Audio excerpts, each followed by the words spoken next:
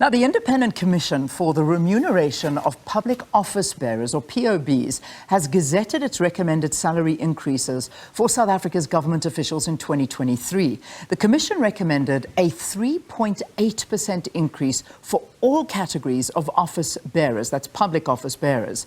Now, the increases are linked to the estimated average inflation as determined by the National Treasury.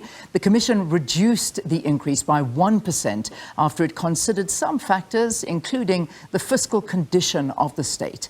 Now, this body is mandated to make annual recommendations relating to the salaries, allowances, benefits, and some of the public office bearers to enable them to perform their respective duties effectively.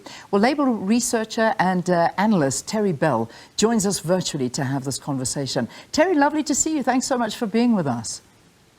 Good morning to you. So let's begin at the top now. When we look at the basis for these remuneration raises, what does the Commission actually base this on when it comes to public office bearers' salaries, and what informs or guides the Commission? Well, the Commission seems to say that they are trying to guide themselves in terms of the inflation and the situation economically in the country. But I think it's a complete nonsense, because we are talking here about, for example, we have perhaps the largest cabinet in the world with 32 ministers, 33, I think, deputy ministers, 65 all in all. I mean, the ministers themselves account for about 75 million rand in terms of just their basic pay. And then all the perks have to be added in as well, pension, medical benefits, etc. So we're talking about not just inflated cabinet, inflated public office bearers' salaries, and that goes right across the board, I mean, down to municipal level, if you have a look at that now. I mean, even metro mayors, etc. I can actually understand why there's such a vicious, fierce battle down to assassinations to try to get to positions in council and mayoralties and that sort of thing. Because we're talking here large amounts of money in a country where the overwhelming majority of the people are desperately poor, and where workers, when they go on strike and call for 10 or 15% increase, people talk in terms of percentages, and this confuses, I think, rather than enlightens the issue, because a percentage of 3.8, or let's say 4%, for someone who's being paid 3 million rand a year comes out at a lot more than someone who gets 15%, who's earning 10,000 rand a month, or 120,000, 130,000 a year, whatever. So I think that what we should have seen, and Commission should have thought of, is said, look, in these straitened times, we need, it may be even just a symbolic gesture, I think it's much more than symbolic because of the amount of money involved, of a pay freeze on all public bearers. That might have been a good idea. Even I would actually advocate a pay cut. Yeah, and that's the thing. I mean, a lot of people look on and think to themselves, you know, I am struggling to just buy bread or feed my children. And then I look around and I see what these public office bearers are actually earning, and then are still fighting for increases at a point like this. And as you say, in a very bloated cabinet, a cabinet and public office bearers where we're being promised all the time that this is going to become smaller, but instead it just becomes bigger and bigger. We just see more deputies appointed, more ministries opened with many more employees. Now, let's just talk about the president's salary. So we look at the president, and the expected increase would take the president up to about 3.2 million rand, if I'm not mistaken, and the deputy president would take home around about 3 million, or just over 3 million rand. The leader of the opposition, this is John Steenhuisen in Parliament, he would take home about 1.7 million rand, and other minority leaders also around about 1.4 million rand. So, I mean, these are the numbers we're talking, and this goes down and down and down, and it doesn't get any lower. It keeps keeping at a very, very high rate. I mean, when we look at what these people are being paid, is this worth it? That's the big question. Is it worth it? Are they worth their weight in money? Well, if you look at most of Parliament, you're talking about, really, to use a terrible term, voting fodder. People who merely go to Parliament, well, we don't have a Parliament anymore since they never fixed it up.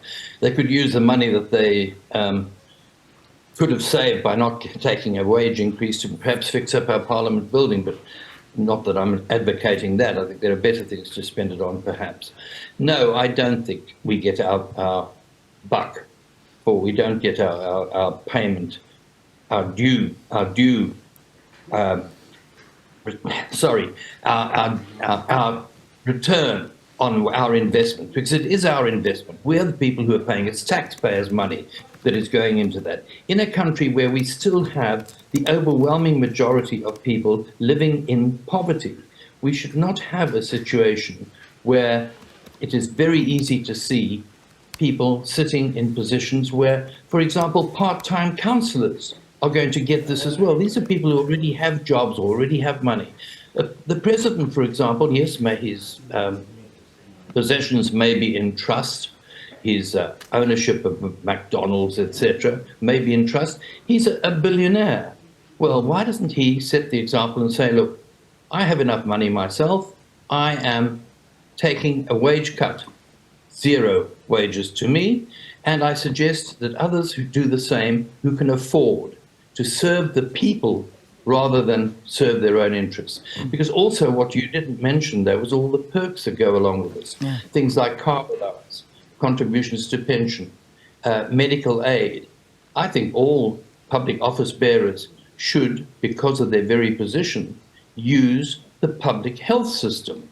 Perhaps then we'd have an improved health system. We wouldn't have the mess that we have now, and the fact that nurses and young doctors, etc., have to go on strike in order to try and highlight the fact that they are not being adequately recompensed. Yeah, and this is the reality of the situation, and that's what South Africans look at and feel. I mean, besides the money, there are all of these perks that in a way almost remove them from reality. We talk about public health. I mean, being on a medical aid, using private hospitals, their kids going to private schools as well. So not actually looking at the day-to-day runnings and experiencing the day-to-day runnings of hospitals that are severely under-resourced, that are falling apart, that don't have medication, waiting lists that go on forever, attitudes that you face when you do go there. And take that all out of the equation. And let's talk about an electricity crisis that I'm sure many of them absolutely have no idea how severe it is because of all of the alternative energy systems and everything else that has been put in place for them to ensure that they live these smooth lives and don't have to worry about it. Petrol increases, food price increases, all of these kind of things, they're almost removed from reality, and their packages are perhaps created in a way that they are removed from this reality. It's easy to see, therefore, how the position can change the person. You might have a good, solid radical who really wants to be a true Democrat, gets into that position, it becomes very, very comfortable. You mentioned electricity. What about, I believe it's 7 million rand was the cost of the generators to ministers. I'm not sure, we'd have to check that. But what might be a good idea is a sort of lifestyle audit publicly of all ministers, all public office bearers, and publish it. This is how people live, this is where they live, this is what they pay for their housing. That is a very interesting factor as well, which has to be brought into income. And it's not just your wages, it's not just your medical, it's not just your pension, it's also other little perks, your travel perks, the perks for your family, the fact that everyone, right down to councillors, gets a free laptop, that sort of thing, stationery, postage, although post office doesn't seem to operate too well, but nonetheless, even that is covered. So if you add all the perks together and you put that forward, the majority of people would, I don't think they're aware of it, would be horrified at the level that people are living at as if they're public office bearers. And as I say, I think this is one of the reasons that it becomes so desirable, not only to get to a position where you can hand out tenders or have some power in terms of appointing assistants, etc., which is another factor, because that is something that also has to be brought into this equation. And that is the fact that ministers, public office bearers also get assistance paid for by the taxpayer. Yeah. It's an extraordinary waste of money. I want to talk a little bit about the housing because, as you mentioned, that it actually just spurred on a memory of, I know the DA brought this up at the beginning of this year or a little bit ago, and they actually wrote this down. So perhaps, you know, viewers would be interested to hear this. They, according to the DA, and this was brought up, is that basically ANC cabinet ministers and deputy ministers live in mansions valued at about R1 billion. That's the value of them. So they're saying about 967 million rand is the mansion's value that ANC ministers and deputy ministers have in Cape Town and Pretoria. So it's basically in Cape Town, 26 ministers and 32 deputy ministers live in state-owned residences. In Pretoria, 14 ministers and 25 deputy ministers currently occupy these mansions. And the homes in Cape Town are valued at 830 million rand, and homes in Pretoria are valued at 137 million rand, almost R1 billion in housing. And that just was spurred on by what you just said. We need to look more into the housing as well. This is astronomical. Well, let's face it, look at the market value, which you're quoting, and then look at what rental would be in the marketplace, where we're supposed to be, what we're supposed to be dealing with inflation, etc. And then find out how much are ministers paying for that privilege, if at all, and then say how much they should be paying, or should they even be doing that? Or, you know, we had a wonderful example some years ago about a president in Uruguay, went under the name of Pepe, who used to drive to work in his VW Beetle and who sold off the presidential seaside palace. So, I mean, it has been done in other countries. I remember Julius Nyerere back in the old days living the same sort of life. There's no reason why people's lifestyle, well, improve certainly, but not to such a grand scale. No. How can it be justified? Not at all. If you say, I'm here to serve the people. I mean, valued at living in a house valued at each one of them a minimum of 10 million, which means that ministers having two houses are living in 20 million rand houses. I mean, it's just, it's so hard to swallow when you look at the financial circumstances that most South Africans are living in, and these are the people that they supposedly serve. What I need to ask you, though, is, I mean, during the public sector wage negotiations, the National Treasury keeps saying that South Africa's wage bill is exorbitant and that the fiscus can't afford any further increases. And when it comes to workers, there is a major fight when it comes to any increase. Now, does this argument arise when it comes to the salaries of public office bearers? I've never heard it. I mean, there are a few of us on the fringes who raise this all the time about the bloated cabinet, about the amount it costs, etc. But by and large, the media as a whole latches onto that simplistic thing of percentage. These unions are greedy. They're demanding 10%, and when our inflation rate is, say, 5 or 4%, there's no reason that they can possibly justify. When you have workers in many of these instances who were being paid and earning 3 or 4 or 5,000 rand a month trying to raise a family, these are the lucky ones who actually have full-time employment, and they're arguing for 10%. Well, 10%, even if you're earning 10,000 rand, 10% is only 1,000 rand. I mean, that is a drop, literal. I mean, horrible cliche, drop in the ocean. But for someone who is paid, I'm not saying earns, 1 million, 2 million, 3 million rand a year, I'm sorry, I cannot see how it can possibly be justified on a moral level and on an economic level. Let's see, what about their performance? The performance so far has been horrendous. What's happened to the state-owned enterprises? Look what's happening with Eskom, the fact of the corruption that's gone on. And most of those people sitting in government went right through, they talk about the 9 wasted years under Zuma. Come now, most of them were in that same cabinet.